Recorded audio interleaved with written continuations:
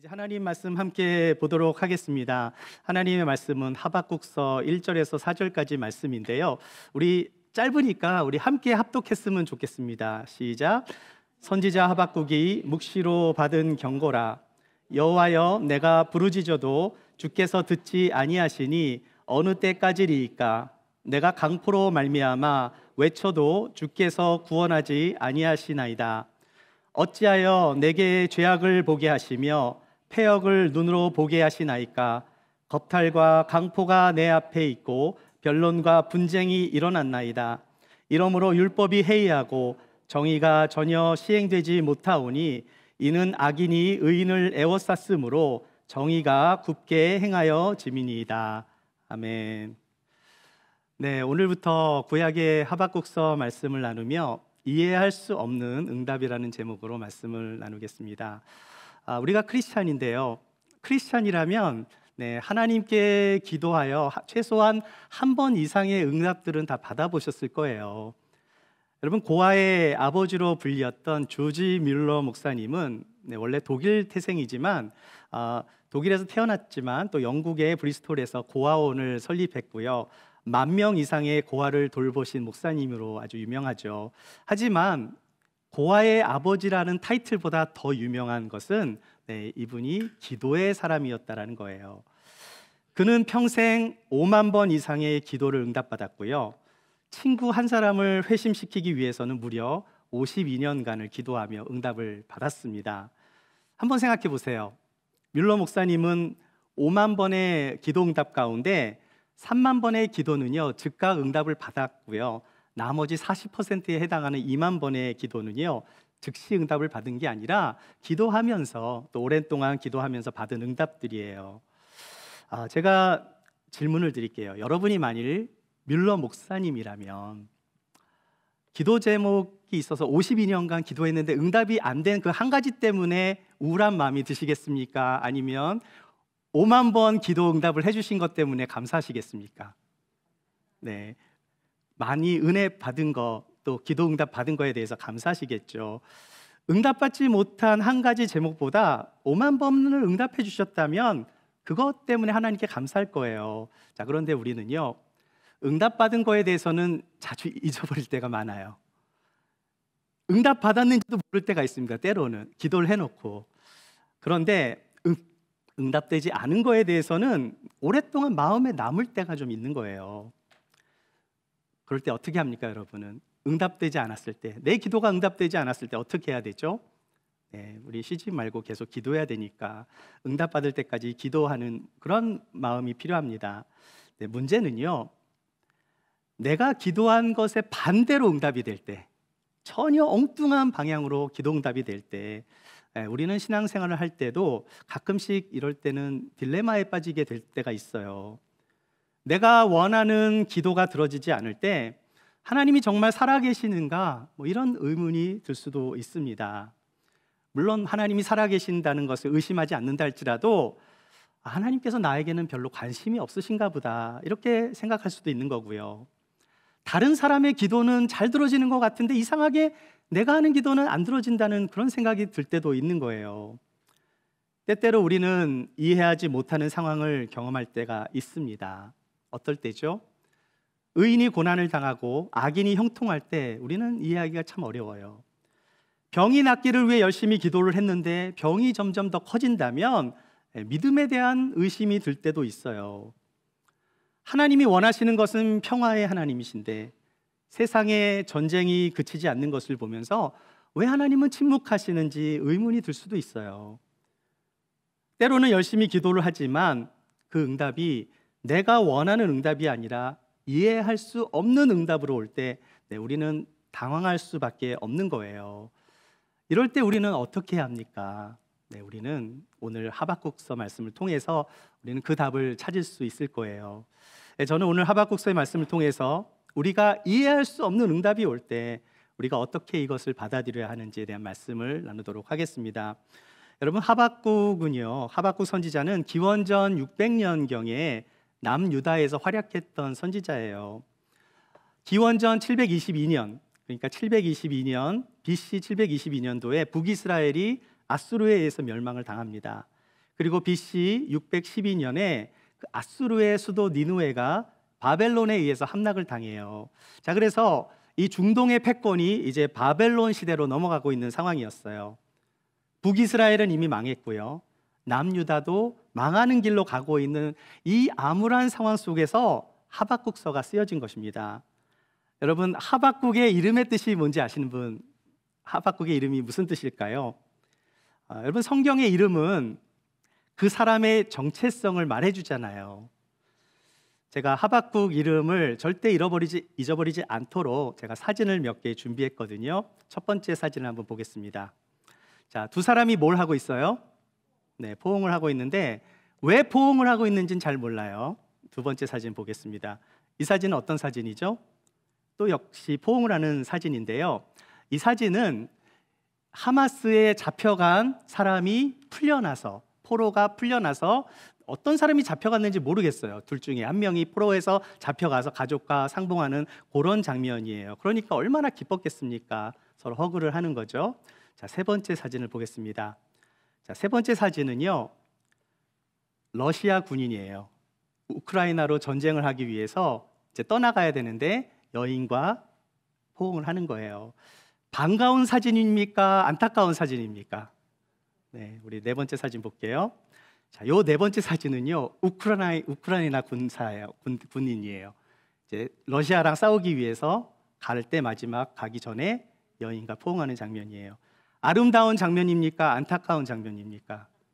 똑같이 포옹을 하고 있는데 의미가 좀 달라요. 아마 요 세 번째 사람하고 네 번째 사람이 전쟁터에서 서로 총을 겨눌 수도 있는 상황인 거죠.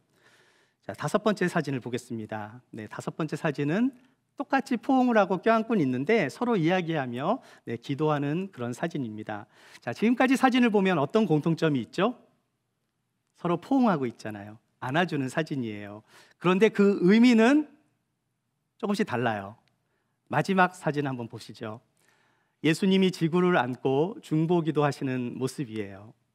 네, 지금까지 5번의 사진을 보았는데 똑같이 안아주는 그러한 모습인데요. 여러분, 어떤 마음이 드세요? 포옹하거나 안아주는 것은 다 똑같을지 몰라도 그 의미는 조금씩 다른 것입니다. 제가 개인적으로 좋아하는 물건이 있는데요. 뭐 기타 좋아합니다. 기타 좋아하지만 그거 말고 제가 뭘 좋아하냐면 지구본을 굉장히 좋아해요. 자, 이 사진은 제가 이 사진은 제가 어제 설교 준비를 할 때 찍은 제 책상에다가 이제 지구본 3개를 놓고 찍은 건데 요건 뭘까요? 요거는 나라 이름이 없어요. 농구공에 새겨진 건데 제가 왜 이걸 최근에 구입한 건데요. 이렇게 빈칸을 제가 이렇게 나라를 맞춰보는 거 어느 나라가 들어있는지 맞춰보려고 나라가 없는 지도를 사서 이제 그렇게 지금 공부하고 있는데요. 자, 그런데 저희 집에 사실 하나가 더 있어요. 근데 아직 그거는 조립품인데 이걸 조립하려면 4시간이나 걸리기 때문에 아직 조립을 안 한 것이 하나 더 있습니다. 저는 지구본 보는 거를 아주 좋아해요. 가끔씩 이게 지구본을 안고 기도를 하기도 해요. 기도를 하면 또 하나님의 마음이 이렇게 전달이 되는 그런 마음을 또 가질 때도 있습니다. 여러분, 하박국의 뜻이 뭐냐면 포옹하는 자, 껴안는 자, 팔을 벌려 끌어안고 씨름하는 자. 여러분은 절대 잊어버릴 수가 없습니다. 사진을 봤으니까. 근데 여러 의미가 있잖아요. 자, 이 하박국의 이름, 여러 가지 사진 중에서 가장 하박국과 잘 어울리는 사진은 몇 번일까요? 저는 이거라고 생각해요. 요 사진일 것 같습니다. 자, 요 사진이 아마도 하박국의 이름을 잘 설명하고 있는, 마치 지구를 안고 계시는, 안는 자, 껴안는 자지만 이 의미가 다른 거예요. 여인과 껴안는 이런 마음이 아니라 지구를 껴안고 계시는 주님의 마음처럼 세상의 문제를 하나님께로 가져가 하나님께 매달리는 자, 하나님께 씨름하는 자가 바로 하박국의 이름의 뜻이에요. 따라서 이 하박국 선지자는 세상을 안고 기도하는 선지자였다는 사실을 우리는 알 수 있습니다. 오늘 이해할 수 없는 응답, 첫 번째로 나눌 말씀은요, 문제가 있을 때 하나님께로 가지고 가자예요. 1절과 2절 말씀 같이 한번 읽어보겠습니다. 시작. 선지자 하박국이 묵시로 받은 경고. 여호와여, 내가 부르짖어도 주께서 듣지 아니하시니 어느 때까지리이까? 내가 강포로 말미암아 외쳐도 주께서 구원하지 아니하시나이다. 자, 1절 말씀을 보면 하박국 선지자가 묵시로 받은 경고라고 말씀하고 있어요. 여러분, 묵시라는 것은 하나님이 주신 예언의 말씀인데 히브리어로 묵시가 차자예요. 자, 이거는 to see, 보다라는 뜻입니다. 무엇을 본 거죠? 무엇을 본 거예요? 하나님의 경고. 자, 이 경고가 히브리어로 마소인데요. 이 뜻은 burden입니다. 무거운 짐이라는 거예요.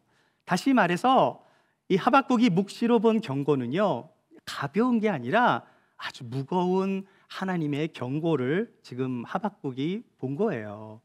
자, 그러자 어떻게 합니까? 네, 하박국이 어떤 자죠? 하박국은 껴안는 자잖아요. 문제를 하나님께로 가지고 가서 이제부터 말씀이 시작되는 거예요. 자, 그래서 다시 2절과 3절 말씀을 같이 읽어볼게요. 시작. 여호와여, 내가 부르짖어도 주께서 듣지 아니하시리. 어느 때까지리이까? 내가 강포로 말미암아 외쳐도 주께서 구원하지 아니하시나이다.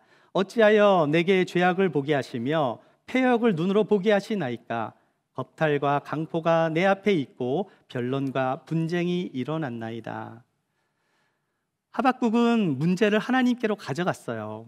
자, 그런데 그 문제는 너무나 이해할 수 없는, 자기가 생각해도 도저히 받아들일 수 없는 그런 문제를 직면하고 하나님께 질문합니다.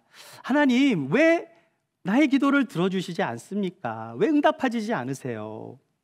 강포로 말미암아 기도를 해도 하나님이 구원하시지 않습니다. 강포라는 말이 하박국서에 굉장히 많이 나오는데요, 이 강포라는 것은 영어로 violence예요. 자, 그러니까 폭력적인 것, 잔인하고 불의에 빠져 있는데, 지금 이 나라가 망해가고 있는데, 세상은 온통 폭력과 불의가 가득 차고 있는데 왜 구원하지 않으십니까? 여러분, 아까 묵시가 뭐라 그랬죠? To see, 본다라는 거잖아요. 왜 나에게 이런 죄악을 보게 하십니까? 왜 패역의 눈으로 보게 하십니까? 이런 거예요. 왜 패역을 보게 하시냐고. 겁탈과 강포가 있고요, 바이런스가 있고요, 변론과 분쟁이 일어났어요. 이런 것을 의문을 던지며, 그런데 왜 하나님은 가만히 계십니까? 이게 지금 이 말씀의 시작이에요. 네, 하박국 선지자는 너무나 마음이 답답했던 거예요. 무엇이 답답했을까요?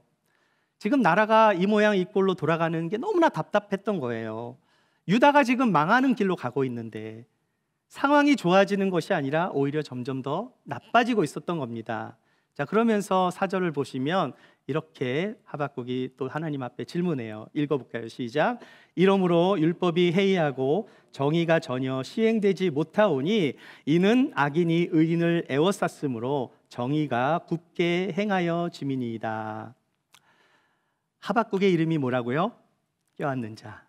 하박국이 이 민족과 나라를 껴안고 기도하고 있는데 율법이 지켜지지 않습니다. 정의가 실현되지 못하고 불의로 가득하고 악인이 판을 치고 의인이 고난을 받는 이 상황이 너무나 이해가 되지 않았어요. 혹시 여러분도 신앙생활을 하다가 이 하박국과 같은 마음, 비슷한 마음을 가져본 경험이 있으셨을 것 같아요. 나라가 망하는 길로 가고 있는데 잠잠하신 하나님, 내가 믿는 하나님은 분명히 은혜의 하나님이고 사랑의 하나님이신데 내 인생에 계속해서 고난이 계속 찾아오고 이해할 수 없는 쪽으로 응답이 되어가고 있다면 우리는 흔들리게 되죠. 마음이 힘들고 혼돈 속에 빠져들 수밖에 없을 거예요. 자, 그런데 여러분, 우리의 문제 속에 항상 답이 있는 거 아십니까? 신앙생활을 하면서 왜 우리에게 영적인 갈등이 찾아오는 걸까요? 정답이라고 할 수는 없겠지만 우리가 바라는 것과 하나님이 우리에게 주시는 것에 대한 갭이 있다고 생각해요. 우리가 바라는 게 여기 있는데 하나님의 뜻이 중간에 어떤 갭이 있는 거예요. 때로는 시간이 있을 수도 있고요, 때로는 하나님의 뜻과 우리의 뜻이 맞지 않을 때도 있습니다. 우리는 사실 바라는 게 많잖아요. 우리 자녀를 가지신 부모들은 다 아시겠지만 자녀를 낳으면 자녀가 잘 돼야 됩니까? 못 돼야 됩니까? 혹시 내 자녀가 못 되게 해달라고 기도하시는 분 계세요? 자녀를 낳으면 자라서 좋은 학교에 가야 되고, 좋은 학교를 졸업하면 좋은 직장을 찾아야 되고요. 좋은 직장을 갖게 되면 그 다음은 뭐예요? 좋은 배우자 만나야 되고. 그런데 여러분의 기도가 기도한 대로 그렇게 자녀들이 잘 되기를 바라지만, 그런데 그 중에서 자녀가 못 되기를 위해 기도하시는 분은 저는 없다고 생각해요. 그런데 자녀들이 이 땅에 살면서 부모가 원하는 대로 다 되지는 않습니다. 우리 자녀는 무조건 아이비리그 가야 돼요. 자, 그렇게 부모가 바란다고 해서 그 자리가 다 예비되는 것은 아닙니다. 네, 부모는 물론 그렇게 바랄 수 있죠. 하지만 부모의 바람처럼 기도한 대로 다 응답되지는 않아요. 만약에 부모가 기도한 것처럼 자녀들이 다 아이비리그에 들어가게 된다면 다른 학교들은 문을 닫아야 되겠죠. 현실과 우리의 바람은 차이가 있을 수 있어요. 자, 이것이 우리의 바람과 현실의 문제 속에서 생기게 되는 딜레마일 수도 있어요. 자, 그런데 만일 현실을 내려놓지 못하면 어떻게 될까요? 현실과 바람의 차이가 있는데 내려놓지를 못합니다. 반드시 이루어져야 돼요. 내가 원하는 게. 이럴 때 이 갭이 차이가 있을 때 우리는 혼돈스러울 수밖에 없는 거예요. 내가 바라고 원하는 것은 누구에게나 있습니다. 내가 바라는 내 인생은 좋은 대학에 자리가 있어야 되고요. 좋은 직장에 내 자리가 있어야 돼요.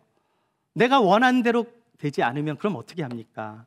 그때부터 의문이 들기 시작하는 거죠. 하나님은 사랑의 하나님 맞습니까? 하나님은 은혜의 하나님이 맞으신가요? 그러다 나의 삶에 고난이 오면 어떻게 돼요? 믿음도 흔들리게 되는 거예요. 이것이 지속되다 보면 그때부터 우리의 믿음도 흔들리게 되고 혼돈 가운데 빠지게 될 수 있는 거예요. 어떻게 해결해야 합니까? 자, 제가 여러분에게 이런 이야기들은요, 신앙생활하면서 많이 겪는 일들이에요. 자, 어떤 분이, 우리 셀에서 어떤 분이 이런 비슷한 고민을 가지고 찾아와서 이제 고민을 말합니다. 여러분 같으면 친구분이 나에게 이런 고민을 가지고 찾아왔을 때 내가 바라는 모든 것들이 잘 안 이루어지고 있을 때 여러분은 어떻게 대답해 주시겠어요? 1번, 기도가 부족하니까 더 열심히 기도해 보라고, 뭐 그렇게 하시는 분들도 계실 거고요. 2번째, 하나님께 맡기고 무조건 기다려 보라고 말씀하시겠죠. 자, 그런데 두 개 다 만족할 만한 답은 되지 못합니다. 그럼 어떻게 해야 합니까?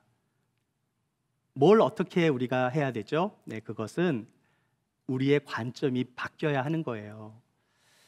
여러분, 이해할 수 없는 응답 두 번째로 나눌 말씀은요, 나의 관점을 하나님의 관점으로 바꿔야 합니다. 우리 옆에 분과 인사할 때 좀 나의 하나님의 관점으로 바꿉시다. 한번 인사 한번 나누실까요? 네, 5절 말씀 같이 한번 읽어보겠습니다. 시작. 여호와께서 이르시되 너희는 여러 나라를 보고 또 보고 놀라고 또 놀랄지어다. 너희의 생전에 내가 한 가지 일을 행할 것이라. 내가 누구에게 말할지라도 너희가 믿지 아니하리라. 사랑하는 여러분, 성경 전체의 주제는요, 나 한 사람의 구원이 아니라 하나님의 계획 안에서 하나님의 뜻을 이루시는 거예요. 하나님의 큰 계획 안에서 하나님이 우리의 삶을 통해 영광을 받으시는 것입니다. 이 세상의 주인은 내가 아니라 하나님이세요. 이것이 바뀌게 되면 신앙생활을 오래 해도 잘하지 못하고 멈추게 되어 있어요. 내가 주인인 삶을 살면 조그만 고난에도 흔들릴 수밖에 없는 거예요. 내가 바라는 대로 안 되고 있으니까 신앙생활이 힘든 것입니다. 자, 그런데 이 땅을 통치하고 다스리시는 주인이 누구시죠? 그분은 내가 아니라 하나님이신 거예요.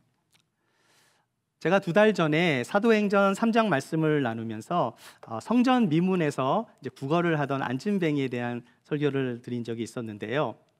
자, 성문 미문 앞에서 앉아 있는 안진뱅이가 지나가는 사람들을 볼 때 어떻게 그들을 바라봤을까?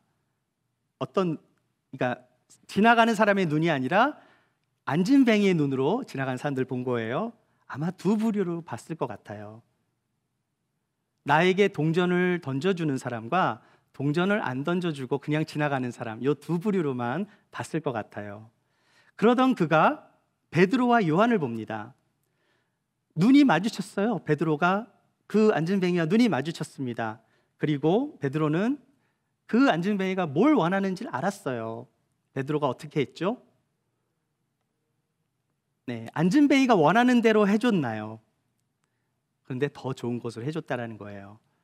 은과 금은 내게 없지만 내게 있는 것으로 너에게 주노니 나사렛 예수의 이름으로 일어나 걸어라. 이렇게 명하자 안진뱅이가 정말 일어나 걸었거든요. 안진뱅이가 원했던 건 뭐예요? 동전을 원했습니다. 근데 만약 동전이 아니라 금과 은을 줬다면 그날은 완전 땡 잡은 거죠. 동전을 가져와야 되는데 금과 은을 받았어요. 여기까지 생각은 안진뱅이만 할 수 있는 거예요. 그런데 하나님은 어땠어요? 하나님의 관점은 그가 일어나 성전에 들어가 하나님을 찬양하는 거였어요. 여러분, 이 관점의 차이를 이해할 수 있겠습니까? 나의 관점으로 고난을 보면 다 어려울 수밖에 없는 거예요. 그러나 하나님의 관점으로 세상을 보게 되면 거기에는 영적인 비밀이 숨겨져 있다는 거예요. 믿음이란 세상을 보는 우리의 관점이 바뀌어지는 것입니다. 하나님의 관점은 우리가 보지 못하는 것을 보게 하시는 거예요. 묵시를 뭐라 그랬죠? 묵시가 보는 거라 그랬잖아요. 하박국은 그의 이름대로 나라와 민족의 아픔을 껴안고 자신이 본 것을 그대로 하나님께로 가지고 갔어요. 그런데 그가 본 것은 절대로 이해할 수 없는 상황이었습니다. 악인이 판을 치고요, 의인이 고통을 당하는 이 현실을 절대 이해할 수가 없었어요. 그런데 하나님께서 뭘 보여주십니까? 하박국이 보지 못하는 것을 보여주시며 말씀하시는 거예요. 그런데요, 그거는 더 기가 막힌 일이었습니다. 다시 5절과 6절 말씀 같이 한번 읽어볼게요. 시작. 여호와께서 이르시되 너희는 여러 나라를 보고 또 보고 놀라고 또 놀랄지어다. 너희의 생전에 내가 한 가지 일을 행할 것이라. 누가 너희에게 말할지라도 너희가 믿지 아니하리라. 보라, 내가 사납고 성급한 백성 곧 땅이 넓은 곳으로 다니며 자기의 소유가 아닌 거처들을 점령하는 갈대아 사람을 일으켰나니. 여러분, 혹시 사자성어 중에 설상가상이라는 말 아세요? 네, 이게 정확히 뭔지도 아십니까? 의미가 뭐냐면 이 뜻은요, 눈 위에 서리가 겹쳐 내린다라는 뜻이에요. 눈 위에 서리가 겹쳤으니 어떻습니까? 안 좋은 일 위에 또 안 좋은 일이 겹겹이 쌓여진 거죠. 우리말에 엎친 데 덮친 격, 뭐 이런 표현 있잖아요. 엎친 데 덮친다. 자, 하박국이 문제를 안고 기도를 했는데요, 하나님의 응답은 놀라운 응답이었는데 그 놀라운 일이란 더 나쁜 일이었어요. 갈대아 사람을 일으키신다는 거예요. 하나님께서. 갈대아 사람은 누구를 말합니까? 이 바벨론 남부 지방에 사는 사람들을 지칭하는 말이었는데, 이 훗날 이 갈대아라는 말은 바벨론을 의미하는 말로 사용이 됩니다. 하나님께서 유다 사람들을 벌을 주시기 위해서 갈대아 사람들을 일으키셨다라는 거예요. 즉 바벨론을 일으키셨다라는 말씀입니다. 그 갈대아 사람들이 어떤 사람들인가? 7절과 8절 말씀 한번 읽어볼게요. 시작. 그들은 두렵고 무서우며 당당함과 위엄이 자기들에게서 나오며 그들의 군마는 표범보다 빠르고 저녁 이리보다 사나우며 그들의 마병은 먼 곳에서부터 빨리 달려오는 마병이라 마치 먹이를 움키려 하는 독수리의 나름과 같으니라. 하박국이 하나님께 유다를 살려달라고 기도를 했는데요, 하나님의 응답은 두렵고 무서운 바벨론 사람들을 일으켜 유다를 망하게 하시겠다는 말씀입니다. 또 계속해서 9절과 10절 말씀 읽어볼게요. 시작. 그들은 다 강포를 행하러 오는데 앞을 행하여 나아가며 사람을 사로잡아 모으기를 모래같이 많이 할 것이요 왕들을 멸시하며 방백을 조소하여 모든 견고한 성들을 비웃고 흉벽을 쌓아 그것을 점령할 것이라. 우리 앞에서도 그렇지만 강포라는 말이 많이 나오죠. violence, 아주 폭력적인 일들로 사람들을 막 잡아가겠다, 막 이런 뜻이에요. 성읍을 무너뜨리겠다. 하박국이 3절에서 강포가 내 앞에 있기 때문에 하나님께 부르짖는데 응답이 없는 하나님을 원망했는데요, 하나님은 오히려 갈대아 사람들의 그 강포를 통해서 유다 사람들이 막 잡아가게 하고 왕들이 멸시를 받게 하고 견고한 성읍이 점령을 당하는 그러한 비참한 일을 맞게 된다는 말씀이었어요. 이것이 바로 무거운 경고다. 무거운 경고. 이것이 벌든이다라는 말씀을 아까 나눴습니다. 정말 이해할 수 없는 일이잖아요. 이러한 뜻밖의 응답에 하박국은 당황할 수밖에 없었던 거예요. 우리는 하나님의 응답이 내가 원하는 쪽으로 그렇게 기도 응답을 우리는 바라지만 그렇지 않을 때가 굉장히 많아요. 왜 그렇습니까? 하나님의 기도 응답은요, 사실 한 가지 방법으로만 응답되지 않을 때가 있거든요. 고난을 피하기 위해서 기도를 했는데 고난을 더 당할 때가 있습니다. 기도를 해도 기도가 안 될 때 우리는 어떻게 해야 합니까? 하박국의 기도의 응답은요, 완전히 거꾸로 이루어지거든요. 하나님이 원하신 대로 이루어졌어요. 이 남유다는 BC 586년도에 정말로 바벨론에 의해서 멸망을 당하게 되는데요. 이것이 하나님의 뜻이었어요. 자, 그런데 여기서 중요한 메시지가 있습니다. 그 상황 속에서 하나님이 하박국에게 원했던 메시지가 있었어요. 무엇일까요? 이렇게 나라가 망해도 너는 나를 믿을 수 있겠니? 고난을 당해도 나를 따를 수 있겠니? 어려움 가운데서도 나를 신뢰할 수 있겠니? 이것이 하나님이 하박국에게 주시는 메시지였어요. 이해할 수 없잖아요. 우리는 이해할 수 없는 응답이 올 때 어떻게 해야 합니까? 마지막 세 번째로 나눌 말씀은요, 믿음은 하나님 중심으로 살아가는 것입니다. 하박국서는 유다를 망하게 하시는 하나님의 말씀이 아니에요. 문자적으로만 보면 그럴 수도 있겠죠. 그러나 하나님이 주시는 메시지는요, 하나님의 중심으로 살아갈 때 고난이 이해가 되는 거예요. 하나님 중심으로 살아갈 때 고난을 이길 수 있습니다. 믿음은 하나님 중심으로 살아가는 거예요. 우리의 삶의 목적지가 여기가 아니잖아요. 이 땅에서의 삶이 이곳이 끝이라면 우리는 이 땅에서 무조건 성공해야 합니다. 하지만 하나님이 정말 원하시는 것은 이 땅에서 하나님을 믿으며 하나님을 영화롭게 하는 삶이에요. 우리의 삶은 이곳이 끝이 아니에요. 우리는 지금 영원한 삶으로 가는 여정 가운데 있는 것입니다. 이 땅이 지나가는 곳이라고 해서 중요하지 않다는 것은 아니에요. 이 땅의 삶 너무너무 중요합니다. 그런데 진짜 중요한 게 뭘까요? 이 땅에서 우리는 믿음으로 살아야 하는 거예요. 이 땅에서 하나님 중심의 삶을 살아가야 하는 것입니다. 어떠한 상황 속에서도 하나님의 계획이 있으시고 하나님의 그 뜻 안에 우리의 삶이 맞춰져야 하는 거예요. 하나님은 때때로 우리들에게 고난을 허락하실 때가 있습니다. 왜 그러실까요? 우리가 오늘 찬양했죠. 우리의 믿음을 더욱 강하게 하시기 위해서 고난을 허락하실 때가 있어요. 여러분, 대한민국이 영적으로 언제가 가장 부흥했을까요? 80년대 숫자로는 그래요. 그런데 그 기초는 언제부터 시작되었을까요? 척박한 조선 땅에서 복음의 씨가 들어왔을 때 시작이 된 거예요. 일제의 압박 속에서 복음의 씨가 꽃을 피우게 된 겁니다. 그 고난의 시기가 오늘날의 기독교의 밑거름이 된 거예요. 역사의 주인은 하나님이십니다. 역사를 이끌어 가시는 분이 하나님이세요. 우리가 볼 때는 하나님께서 아무것도 안 하시는 것처럼 보이지만 하나님은 계속해서 지금도 일을 하고 계십니다. 하나님은 역사를 창조하시고 역사를 만들어 가시는 분이세요. 하나님께서 이 모든 역사를 이끌어 가시는 과정에 저와 여러분이 여기에 있는 거예요. 사랑하는 여러분, 하나님의 큰 그림 안에 우리의 인생을 이끌어 가시는 그 하나님을 경험하시기를 축복합니다. 페니 크로스비라는 이름의 이분은요, 1820년도 3월 24일에 뉴욕의 남동부에 위치한 조그만 시골 마을에서 태어났어요. 이 크로스비 가문은 영국에서 건너온 청교도 신앙을 가진 그 가문이에요. 자, 그런 그녀에게 불행이 찾아옵니다. 그녀가 태어난 지 한 달이 되었을 때 감기에 걸리게 되었는데요.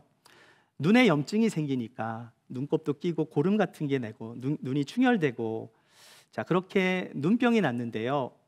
그 당시는 작은 시골 마을이어서 병원도 없고 의사도 없었던 시절이었어요. 자, 이때 페니의 오빠가 어떤 낯선 사람을 데리고 왔는데요. 그 사람은 자기가 스스로 많은 사람을 고쳐봤던 경험이 있다고 해서 데리고 왔는데요. 어떤 가방에서 뭐 이상한 병과 도구를 꺼내더니 지독히 이상한 냄새가 나는 그 점액을 그 동생 그 페니에게 눈에 이렇게 떨어뜨렸답니다. 이 아이는요, 막 팔과 다리를 막 그냥 심하게 요동치면서 울기 시작했는데요. 이 돌팔이 의사가 처음에 다 이렇게 우는 거라고, 하루 이틀만 지나면 나을 거라고 하면서 가버렸어요. 어떻게 됐을까요? 시간이 지날수록 아기의 검은 눈동자가 없어지고 흰 눈동자로 바뀌면서 이 페니는 태어난 지 6주 만에 앞을 보지 못하는 맹인이 된 거예요. 페니의 어머니 멀시가 울면서 기도했습니다. 하나님은 왜 우리 딸에게 이런 시련을 주십니까? 주님을 잘 믿는 우리에게 왜 이런 고통을 주시나요? 원망의 기도를 드리면서도 만일 이것이 하나님의 뜻이라면 그래도 최선을 다해서 길러야겠다는 마음을 하나님이 주셨어요. 자, 그런데 페니의 아버지가 얼마 지나지 않아 곧 병으로 돌아가셨고, 어머니가 생계를 꾸려나가서 위해서 일을 하기 위해서 항상 밖에 나갔기 때문에 이 어린 페니는요, 할머니한테 그렇게 손에 키워졌어요. 자, 할머니는 페니의 눈이 되어 주셨고요. 그 페니의 손과 발이 되어 주면서 페니의 가장 좋은 친구이자 또 페니에게 믿음을 가르쳐 주고 성경을 읽어 주고 그렇게 훌륭한 아주 성경 교사로 페니를 잘 양육했습니다. 페니가 9살이 되었을 때 이렇게 기도합니다. 하나님, 저는 앞을 보지 못하는 소경이지만 저를 사용해 주세요. 저의 몸과 저의 머리와 저의 손을 사용해 주세요. 이렇게 어린 나이에 기도를 했습니다. 그리고 페니가 기도할 때마다 성경 말씀을 생각하며 찬송시를 시작했는데요. 그 찬송시를 쓰면서 예수님의 십자가의 은혜에 대한 시를 많이 썼어요.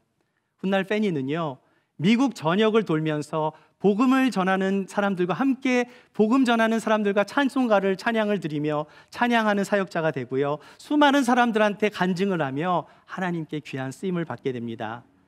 그녀는 전 생애를 통해서 쓴 찬송시가 무려 8,000개가 돼요. 그리고 페니가 쓴 찬송가 24개가 우리가 잘 아는 찬송가에도 실려 있습니다. 요 24곡 중에 여러분 아시는 거 많겠죠. 요 노란 걸로 쓴 건 뭘까요? 오늘 결단 찬양으로 부를 찬양이에요. 24개 중에 왜 빨간 걸 쳤냐? 네, 까만 거는 제가 잘 모르는 찬양입니다. 제가 아는 찬양, 제가 많이 부르는 찬양을 빨갛게 했는데요. 사랑하는 여러분, 하나님은 우리의 모든 인생을 주관하시는 하나님이세요. 때로는 세상의 죄로 인하여 우리가 고난을 받을 때도 있지만 내가 잘못하지 않았는데 다른 사람의 죄 때문에 내가 고난을 받을 때도 있어요. 하지만 그 고난까지 하나님은 당신의 영광을 위해서 사용하실 수 있으세요. 모든 것을 합력하여 선을 이루게 하시는 분이 하나님이신 거예요. 우리는 믿음이 연약할 때가 있습니다. 하나님을 믿음에도 불구하고 때로는 우리가 육신을 가지고 살고 있기 때문에 우리의 믿음이 연약해질 때가 있어요. 그럴 때 우리는 의심의 눈이 생길 수가 있어요. 도처에 악이 판을 치고 나라와 나라가 전쟁을 하는 그 과정 속에서 왜 하나님은 침묵하시는지 이해를 하지 못할 때도 있습니다. 그런데 하나님께서 말씀하십니다. 고난이 계속될 때, 이 나라가 망해가고 있을 때 그래도 나를 붙잡을 수 있겠니?